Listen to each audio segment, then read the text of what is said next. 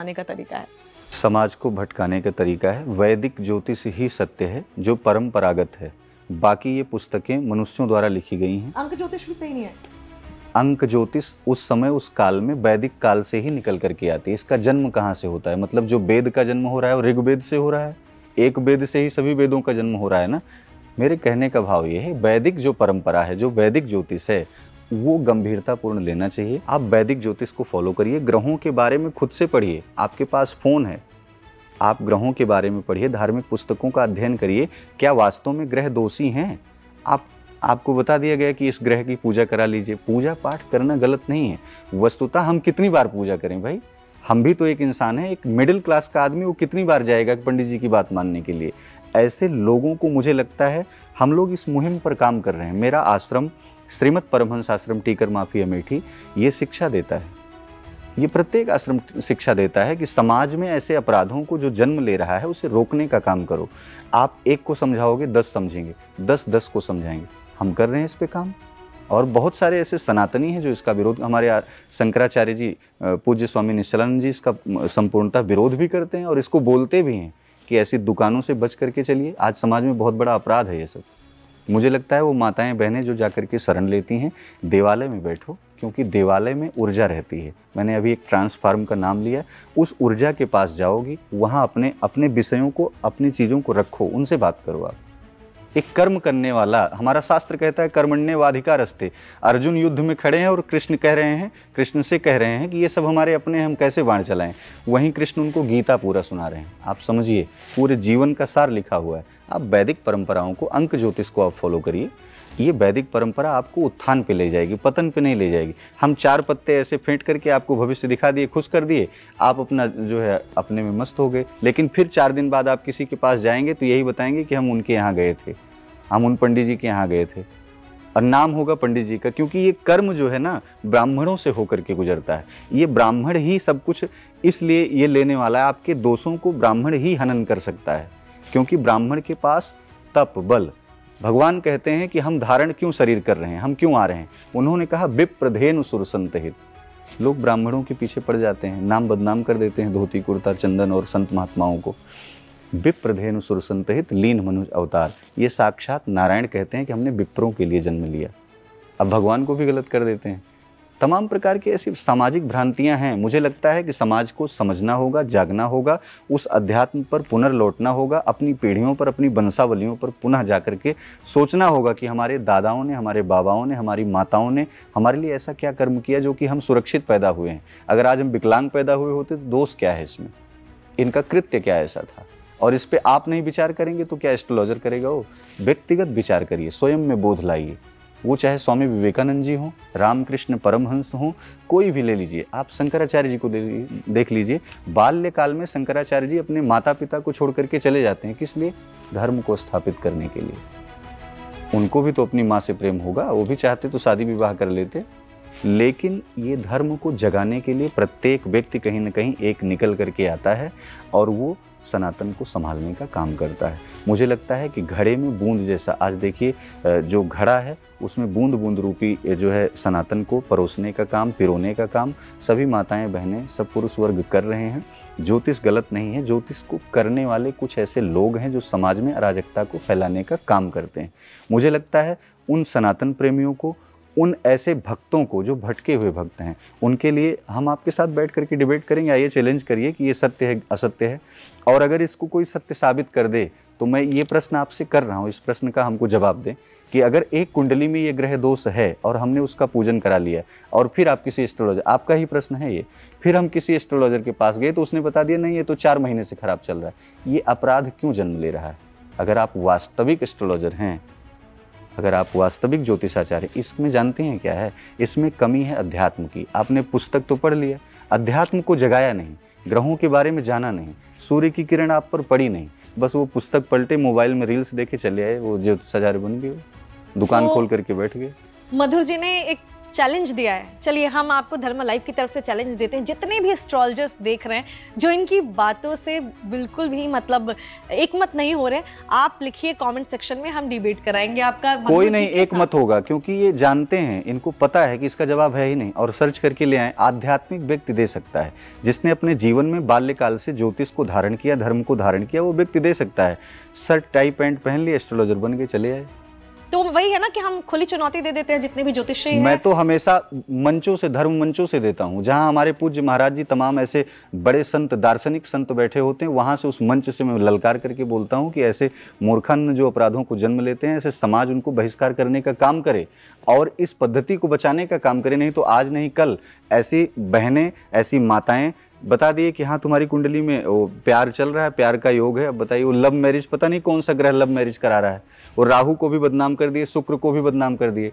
मानता हूँ शुक्र सुख सुविधाओं का मालिक है, मानता हूँ राहु आपके पूरी क्राइटेरिया को बढ़ाना चाहता है, आप समाज में जिए, आपका जीने का अधिकार है, आप सामाजिक होइए। लेकिन राहु ये थोड़ी ना कह रहा है, राहु थोड़ी ना प्रेम प्रसंग में पड़ा था। आप उसको क्यों बदनाम करने की साजिश करते हैं? आप ग्रहों को क्यों बदनाम करते हैं? और आप विधाता हो गए क्या कि आप निर्धारित करेंगे कि आपकी लव रिलेशनशिप आपकी सही है, आपकी लव रिलेशनशिप 4 महीने बाद सही हो जाएगी? यही सब तो अपराध है, इसी को तो अपराध कहते हैं, इसी से तो बचना है। और मुझे लगता है उन बहनों को बचाना है, उन माताओं को बचाना है, उन बच्चियों को, छोटे छोटे बच्चों को। छोटे छोटे बच्चे उनके फ्रेंड हैं। ये क्रिश्चियन परंपरा ऐसी मिशनरी काम कर रही है समाज में, उनके फ्रेंड बन जाते हैं। वो हाथ पकड़ करके एक टेबल पे, क्रिश्चियन स्कूलों में कभी जाइए राष्ट्रगान नहीं होता वहाँ, एक बेंच पे लड़की बैठेगी, एक बेंच पे लड़का बैठेगा। बताइए ये कौन सी परंपरा? मेरा सनातन ये कहता है बहनों को एक अलग सुविधा दें, बच्चों को एक अलग सुविधा दें। ये आपकी जो बातें हैं, बहुत सारे लोग बहुत सारी तरीके के कमेंट्स लिखने वाले हैं, और मैं चाहती हूँ आप ये स्वागत निजी राय है, मैं वापस कह रही हूँ, धर्मा लाइव की नहीं, ये पूरे सनातन की राय है, ये पूरे सनातन, सत्य सनातन धर्म की राय है, और इसे खुले चैलेंज से मैं स्वीकार करता हूं। बुलाइए, हम मंच पे आकर के खड़े होकर के ललकार के जरूर। तो जो भी मैंने कहा, आपको अगर मधुर जी से कोई भी किसी तरीके का सवाल है, आप चाहते हैं, चाहे आप एस्ट्रोलॉजर हैं या इनकी धार्मिक बातों से अगर आप जो है आप कुछ भी कहना चाहते हैं इनसे, तो आप कमेंट सेक्शन में लिख सकते हैं। हम आपके सवालों को, या आप खुद भी अगर डिबेट का पार्ट बनना चाहते हैं तो लिखिए, हम जब भी डिबेट करेंगे आपको जरूर इन्वाइट करेंगे। फिलहाल हम आगे चलते हैं। जैसे हमारे टैरो कार्ड पे तो हमारी बातचीत हो गई कि ताश के पत्ते हैं, ऐसा आपने कहा, आपने कहा ताश के पत्ते हैं, ठीक है। अब हम आगे चलते हैं। तो फिर कैसे हम जानेंगे, जैसे आपने कहा वैदिक ज्योतिष ही सही है, अब वैदिक ज्योतिषी में भी बहुत सारे अलग अलग तरीके के लोग हैं, जो कोई कहता है कि लॉजिक नहीं है उसमें। जैसे मैं आर्य समाज का नाम लूंगी, आर्य समाज कहता है कि ज्योतिष जो है कुछ भी नहीं है, उसके पीछे लॉजिक नहीं होता। तो एक जो ज्योतिषी जो आने वाले समय को बता दे, ऐसा कोई कुछ है ही नहीं, फलित ज्योतिष नहीं है। वो कहते हैं कि गणित ज्योतिष ही ज्योतिष है, फलित ज्योतिष ज्योतिष नहीं है। ऐसे ये धर्म नहीं है, ये पंथ भी नहीं है, ये दुकान खुली हुई है, और इन दुकानों के द्वारा ऐसे प्रश्न उठाया जाता है। क्यों? क्योंकि हम लोगों को बदनाम करना है, सनातन को बदनाम करना है।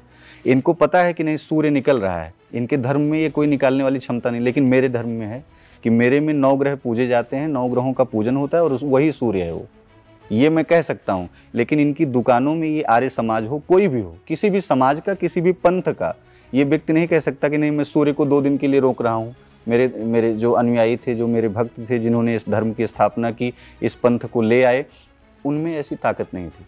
वो भी एक इष्ट थे, उन्होंने भी राम को और कृष्ण को भजा, उन्होंने भी माँ भगवती की उपासना की। ये अराजकता जानते हैं क्या है? ये कुपोषण के शिकार ऐसे कुंठित बुद्धि मानसिकता के लोग इस तरीके का अपराध करते रहते हैं, जो सनातन को नहीं, लेकिन वही सनातन उनको मिटाने का भी काम करता है। जैसे शर्ट बहुत गंदी हो गई तो उसे साबुन लगा के धुलते हैं ना, तो समय रहते हुए सत्ता उनको जवाब दे देती है, और उसका काल का ग्रास भी बन जाते हैं वो लोग। तो मतलब जो आर्य समाज जी कहता है कि ज्योतिष नहीं है, फलित ज्योतिष ही नहीं, गणित ज्योतिष ज्योतिष है, फलित ज्योतिष ज्योतिष। ज्योतिष एक विज्ञान है, विज्ञान ही ज्योतिष है। अगर ये भ्रम है कि नहीं विज्ञान ही तीर मार रहा है, तो ऐसा नहीं है।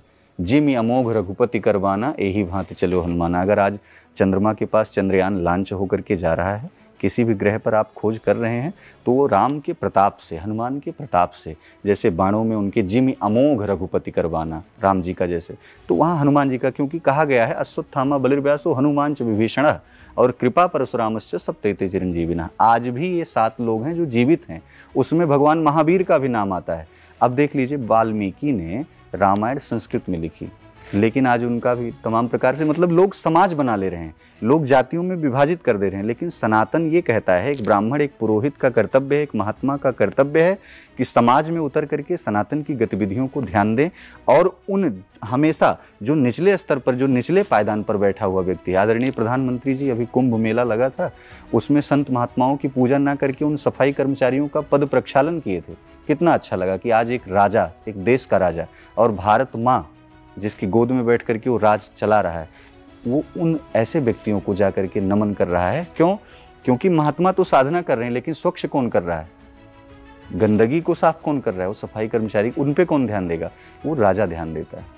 मुझे लगता है ये सनातन, क्योंकि सनातन की पद्धतियों को आदरणीय प्रधानमंत्री जी हो, कोई भी हो, ऐसे व्यक्ति फॉलो करते हैं। और ये राजनैतिक परंपरा है, हर जगह राजनीति है। राजनीति के कारण से लोग धर्म को खंडित करते हैं ऑन मंच आकर के, बाकी वो स्वयं भी वो गणेश जी की, हनुमान जी की और राम जी की पूजा करते हैं अपने घरों में। तो ऐसे कई सारे नामों को लेना भी नहीं चाहता, बहुत सारे घरों में मैं जाता हूँ जो कि आकर के कुपोषण का शिकार लगते हैं मंच पे बैठ करके, लेकिन वही लोग अपने घर में जय गणेश देवा भी करते हैं। ज्योतिष जो है, हमारी एस्ट्रोलॉजी जो है, किसी एक इंसान के आने वाले भविष्य के बारे में बता सकती है? एक इंसान के नहीं, आप समझिए सूर्य ग्रहण। आप एक पत्रकार हैं, आपसे मैं प्रश्न कर रहा हूँ, सूर्य ग्रहण पे जो पंचांग में समय लिखा रहता है, आप भी उसी पे डिबेट करती हैं कि नहीं करती? ग्रहण उसी पे लगता है कि नहीं लगता?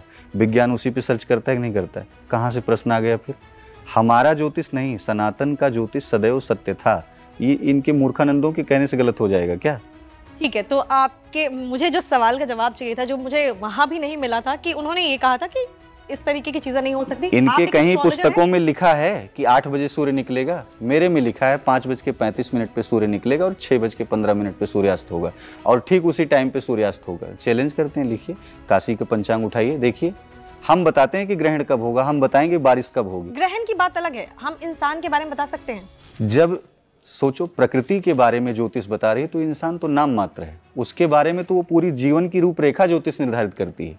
आप देखिए, 9वीं तिथि मधुमास पुनीता, साक्षात राम जब जन्म ले रहे हैं तो उस समय सूर्य के समय में जन्म ले रहे हैं। कृष्ण जन्म ले रहे हैं तो चंद्रमा को खुश करने के लिए ले रहे हैं। और वृद्धावस्था में राजा दशरथ को 4 संतानें प्राप्त हो रही। ये ज्योतिषीय गणना और शक्ति के अनुसार, आध्यात्मिक ऊर्जा के अनुसार ही तो है, और क्या है। तो मतलब जो आपका भी सवाल होता है कि जो है एस्ट्रोलॉजी के अकॉर्डिंग किसी के हम फ्यूचर को जान सकते हैं, नहीं जान सकते? बहुत सारे लोग बोलते हैं लॉजिक क्या है, 100% जान सकते हैं, 99 नहीं, 100%। कहा कि 100% जान सकते हैं, तो जान सकते हैं। आगे मैं आपसे एक आखिरी सवाल बस पूछना चाहूंगी। सनातन की आप बात कर रहे थे, हाल ही में एक हमने डिबेट किया था, उसमें बातचीत की थी हमने, बहुत ज़्यादा सनातन पे चर्चा हुई थी। हमेशा सनातन की ही चर्चा होती है। सनातन में बहुत सारे लोग बटे हुए हैं, जैसे मैंने तो एक समाज का नाम लिया, बाकी और भी आप समझ सकते हैं। कोई कृष्ण को मानता है, कोई गणेश को मानता है, कोई किसी और भगवान को, कोई कहता है कि मैं तो मूर्ति पूजा ही नहीं करता। हमारे हिंदू धर्म में इतने लोग बटे हुए हैं, उनमें से कौन है, किस तरीके से, जैसे अब कल को दूसरे धर्म वाले भी तो सवाल उठा सकते हैं ना कि आपके तो खुद ही बटे हैं, तो हम उस टाइम ऑब्जेक्शन क्यों उठाते हैं उनकी बातों पे? हम क्यों कहते हैं कि वो हमारे लिए क्यों बोल रहे हैं? हमारे में तो खुद ही यूनिटी नहीं है। इस चीज को आप कैसा कहना चाहते हैं? हमारे में पूरी यूनिटी है। एक परिवार में सदस्य नहीं होते क्या? लेकिन बटे हुए हैं। नहीं, बटे नहीं है, ये बटना नहीं कहते। एक वृक्ष में तमाम शाखाएं होती हैं। हमारे यहाँ बट वृक्ष की पूजा होती है। आप किसी पंथ में बताइए किस वृक्ष की पूजा होती है? बांस के कोट की भी पूजा नहीं, हमारे यहाँ पत्तों की पूजा होती है। आप समझिए, एक वृक्ष में, वृक्ष की शाखाओं से अगर वो व्यक्ति पोषित हो रहा है, वृक्षों के नीचे ही बैठ करके, वो चाहे महात्मा बुद्ध हों, चाहे वो गांधी जी हों, अहिंसा परमो धर्मा का चरखा चलाएं, और कोई भी हो, वृक्षों के नीचे से होकर के, वनस्पतियों के नीचे से होकर के गुजरता है। मेरे कहने का भाव सिर्फ ये है, हमारे लोग बटे नहीं हैं।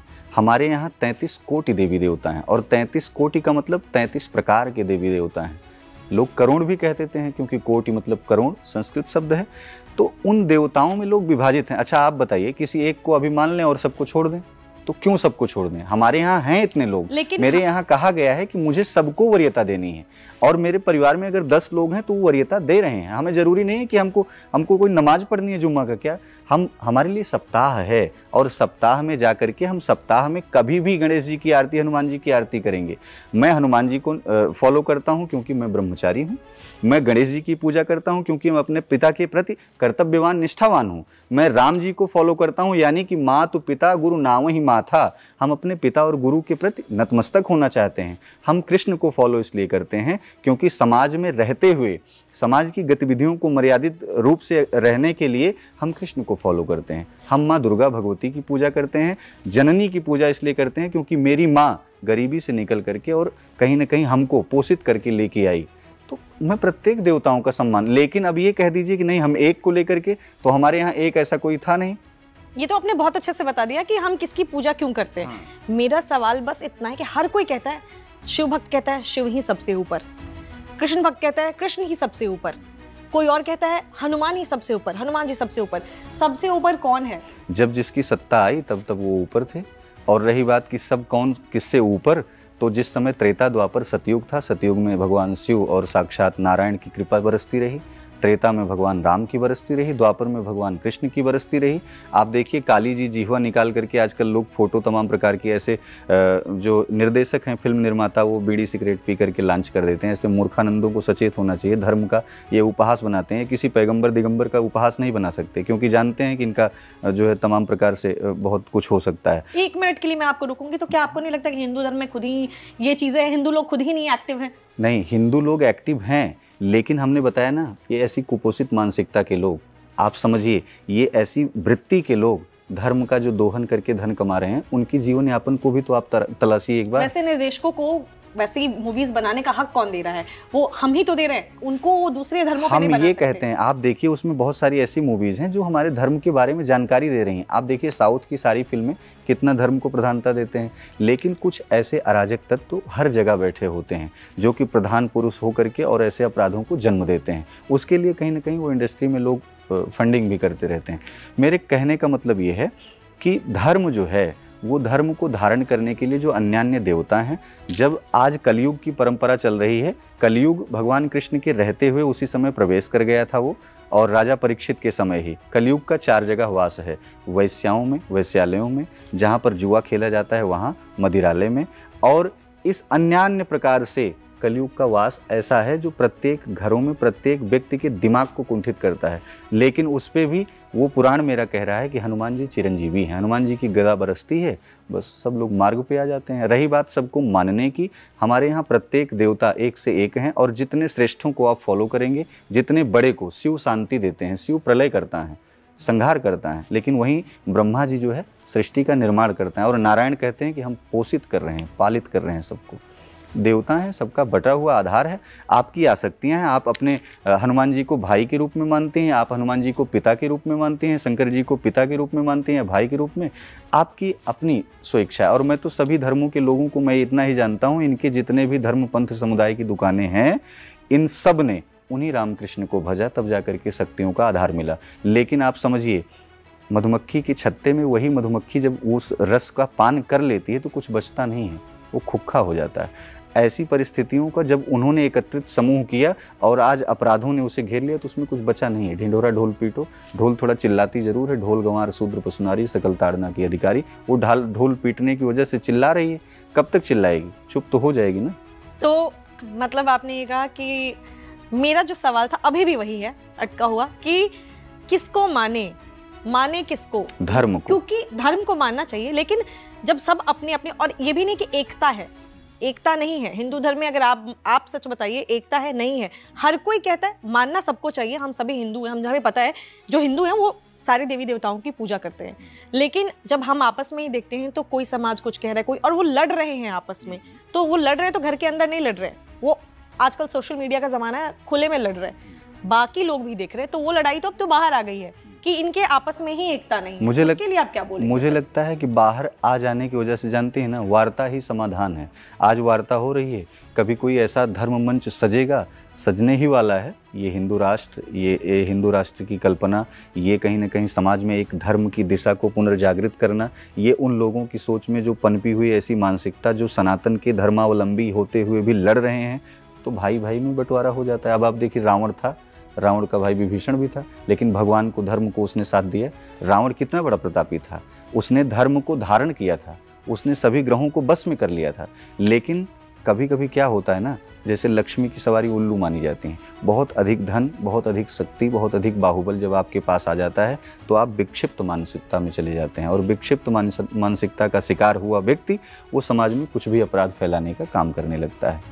ऐसे में विभीषण जैसा भाई निकल करके आता है और धर्म को धारण करता है, धर्म का साथ दे करके ईश्वर के साथ खड़ा होता है, और ईश्वर से ये नहीं कहता मेरा भाई गलत है, ईश्वर से ये कहता है कि इस मेरे वंशावली को बचा लीजिए। यानी यहाँ से भी कोई विभीषण निकलेगा और बचाएगा। हाँ, सही है, हम इंतज़ार करेंगे।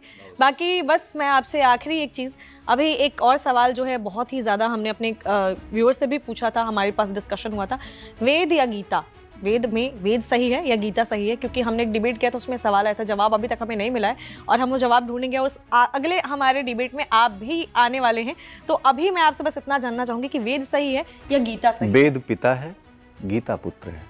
बहुत सही। तो जितने भी लोग अभी कमेंट कर रहे हैं और जितने भी लोग जो है हमारे वीडियोस को देखते हैं, तो आप लोगों के बीच में, क्योंकि हाल ही में जब हमने इंटरव्यू किया तो बहुत सारे लोग जो है अलग अलग तरीके की सोच रख रहे हैं। कोई कह रहा है वेद सही है, लोग ही बट चुके हैं। मैंने आपसे ये सारे सवाल इसलिए पूछे, तो आप कह रहे हैं कि वेद पिता है और गीता पुत्र है। गीता पुत्र है, कारण कि कृष्ण से पहले वेद आ गया था, और भगवान कृष्ण उस गीता का उपदेश तब दे रहे हैं जब रणभूमि में अर्जुन फंसा हुआ है। मुझे लगता है उनको, दुष्टों को समझना चाहिए कि गीता ये है जो हमें अधर्म के मार्ग में, जब हम कहीं हमारे अपने ही हमको टारगेट कर रहे हो, उस समय गीता का ज्ञान लीजिए आप। कृष्ण कह रहे हैं कि अर्जुन तुम सुनो, तुम धर्म को धारण करके, मैं तुम्हारे साथ चक्र लेकर के तुम्हारा रथ देख रहा हूँ, तुम्हारे रथ को चला रहा हूँ, तुम बढ़ो तो आगे, ये अपराधी हैं, तुम 5 हो, ये 5000 हैं। ऐसा भगवान स्वयं उस गीता में उपदेश दे रहे हैं। और गीता तो बहुत बाद में आई है, पहले वेद है ना, वेद तो सतयुग से चला आ रहा है। इसलिए वेद ब्रह्मा जी हाथ में लेते हैं। ब्रह्मा पिता हैं, ब्रह्मा चतुर्मुख ब्रह्मा हैं, उनकी श्वेत दाढ़ी, उनका ये सृष्टि का निर्माण करना, ये पिता ही तो है। लेकिन अब उसमें कोई देवता अगर नर रूप धारण करके, शरीर रूप धारण करके आकर के अपने ज्ञान को आच्छादित और समाज को करना चाहता है, कहीं ना कहीं उससे बांधना चाहता है, समाज को एक दिशा देना चाहता है, वो पुत्र के रूप में है। ब्रह्मा पिता है, वेद पिता है और गीता पुत्र है। गीता पुत्र है। ठीक है, अब बस एक आखिरी चीज, क्योंकि आपने कलयुग का नाम ले लिया, आप एक ज्योतिषाचार्य भी हैं, आप आने वाले समय को जान सकते हैं, तो अब कलयुग में आगे क्या होगा ये भी बता दीजिए। आने वाला समय कलयुग में और क्या लेके आने वाला है? कलयुग में अभी धर्म हमारा जो है, सनातन धर्म, थोड़ा सा पीड़ित अवस्था में है। मुझे लगता है हिंदू जाग चुका है, और हिंदू जाग चुका है तो हिंद महासागर में जैसे सागरों में उठने वाली लहरें, ऐसे ही प्रत्येक मनुष्यों में उठने वाला प्रश्न वो धर्म को कहीं ना कहीं पुनर्जागृत कर रहा है। और आप समझिए, ये प्रकृति, ये धर्म, ये संकेत देना चाहती है कि इस कलिकाल में कितना भी प्रचंड स्थिति आएगी, कितनी भी परिस्थितियाँ विपरीत होंगी, कलयुग में राक्षसों की प्रवृत्तियाँ ज़्यादा हो सकती हैं, लेकिन हमारा धर्म उनको कहीं ना कहीं विलुप्त कर देगा। ये हमारा धर्म भी कहता है, ये हमारे ईश्वर भी कहते हैं, क्योंकि जानते हैं धीरज धर्म मित्र और नारी, आफत काल परखिए चारी। आप इस चीज़ को समझिए। सबसे पहले धैर्य, और धैर्य कहाँ से आएगा? संतों से आएगा। प्रथम भगत संतों संतन कर संगा, और दूसर रति मम कथा प्रसंगा। आप समझो इस चीज़ को। मैं उन संतों का आचरण जब फॉलो करूँगा, उसको कहीं ना कहीं अपने जीवन में धारण करूँगा, उनको सुनूंगा, उसके सुनने से मुझे धैर्य आएगा। धैर्य ये कहता है कि तुम हमारे सामने करते रहो, कितना भी कुकर्म करोगे, एक दिन तुम या तो तुम स्वयं से नष्ट हो जाओगे, या तो धर्म तुम्हें नष्ट कर देगा। और नहीं तो परशुराम जैसे जब उठाए, क्षत्रिय जो है, क्षत्रियों के ऊपर उठा दिए फरसा, जब उठा तो नरसंहार कर दिए, क्योंकि उनके पिताजी तपस्या कर रहे थे, उनके हाथ से गाय चली गई। तो गाय चली गई ये विषय नहीं था, तपस्या करते हुए मृतक सर्प को ला करके गले में डालना, यहाँ पर परशुराम जी को जो है उठना पड़ा कि नहीं, अब धर्म जो है कहीं ना कहीं पीड़ित अवस्था में आ रहा है। क्योंकि परशुराम जी 6ठे अवतार थे भगवान विष्णु के, और नर शरीर धारण किया था। ब्राह्मण हमेशा नेतृत्व करता है। नेतृत्व इसलिए करता है, जैसे समाज में डॉक्टर भी हैं, वकील भी हैं, हर प्रकार के लोग हैं। इन सब को आपने सुना होगा, पहले देखा होगा, ब्राह्मणों का वर्चस्व क्यों था, जो पंडित पुरोहित थे उनका वर्चस्व आज भी क्यों है? इसलिए क्योंकि समाज में हर प्रकार के लोग थे, ये सब लोग अपना ज्ञान देते थे, आयुर्वेदाचार्य और तमाम प्रकार के, लेकिन इन सब को एक लीड करता था, वो ब्राह्मण होता था। वो चाणक्य जैसा होता था, वो राज्य का, वो राष्ट्र का निर्माण करता था। वो किसी मौर्य वंश के राजा को अशोक राज्य दिला देता था, अशोक बना देता था, और आज देखिए अशोक स्तंभ हो गया है। तो आप समझो पहले, ये ज्योतिष, ये शास्त्र, ये धर्म, ये ब्राह्मण, ये पुरोहित, ये संत, ये महात्मा, इस प्रकृति को, इस संस्कृति को, जातिवाद नहीं, ये चारों वर्णों की व्यवस्था हमारे परमात्मा ने दी है, हमारे धर्मों ने दी है, ग्रंथों ने दी है। मुझे लगता है कि आज भी कोई पैर छूता है आकर, सर थोड़ी नहीं छुएगा। मंत्र आता है ब्राह्मणोस्य मुखमासीद बाहु राजन्य कृता। ये जो शरीर है, ये ब्रेन, ये जो कंप्यूटर है, ये ब्राह्मण जैसा है।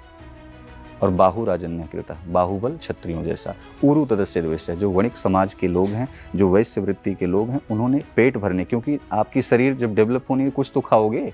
तो और कह रहे हैं कि शूद्रो अजायत, मतलब पदभ्यागमु शूद्रो अजायत।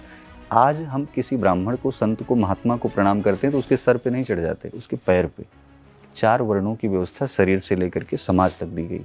हम पैरों पर प्रणाम करते हैं, लेट करके साष्टांग प्रणाम करते हैं। तो इसलिए जातिवाद का विष घोल करके सनातन को टारगेट नहीं कर सकते आप। सनातन ने सबका सम्मान किया है, वो चाहे नारी अहिल्या रही हो, कोई भी रहा हो, द्रौपदी रही हो, सबका सम्मान किया है। ये सनातन सनातन तो ठीक है, कलयुग में आगे होगा। कलयुग में मैंने बताया, अभी बताया कि यही संत महात्मा, यही पंडित पुजारी, यही पुरोहित, ये बचाएंगे। ये सब लेकर के धर्म को धारण किए हुए हैं। ये छत्र, ये शिखा, ये जनेऊ, ये कर्मकांड, ये माला और ये शास्त्र, ये पुराण, ये धर्म मंच, यही तो लेकर के चल रहा है। नहीं, अगर ये भी ऐसे ही करते रहते तो फिर क्या होता। हाँ, इन बेस में छिपे हुए कुछ अराजक तत्व, इन्होंने उस धर्म को टारगेट किया, इसको कहीं ना कहीं हिलाने का काम किया। लेकिन धर्म इतना मजबूत है, स्तंभ इतना मजबूत है कि नया सदन बना है, वहाँ जा करके वो शिलोंग, क्या नाम है उसका, जिसपे वो लगा हुआ है एक नया, उस पर नंदी जी सवार हैं, वो भी वो वहाँ धारण कर दिया गया कि यहाँ से न्याय होगा। न्याय की प्रक्रिया, दंड उसका नाम है। आप समझिए, प्राचीन परंपरा को उठा करके यहाँ ला करके रख दिया गया। तब आप कहाँ से धर्म को हिलाएंगे, जब हमारी भारत की संहिता में न्याय पद्धति में पुनर्जीवित हो गया। लगे रहो, चिल्लाओ। तो बहुत सारी बातें की हमने धार्मिक चीज़ों के बारे में भी। कलयुग कब आएगा ये भी मैंने जाते जाते पूछ लिया, इसलिए क्योंकि ज्योतिषाचार्य भी हैं, धार्मिक चीज़ों के बारे में भी जानकारी रखते हैं, वेद पुराणों के बारे में भी जानकारी रखते हैं, बहुत सारी टैरो कार्ड रीडर्स के बारे में भी कुछ कहा, बहुत सारी बातें की हैं। अगर आप इनकी कोई भी बात से सहमत